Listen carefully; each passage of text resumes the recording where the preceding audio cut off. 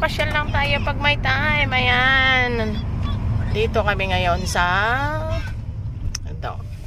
Saan ba to? O, ayan.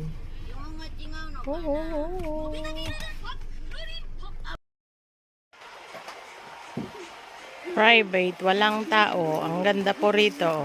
Ayan.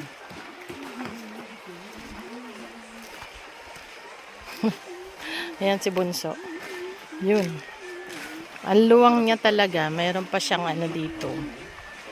Opro. Maganda rito. Magpalipas ng ano. Ng yan. Smoke waren chips snijden. Nagdala rin ako ng paa ng manok. Ayan.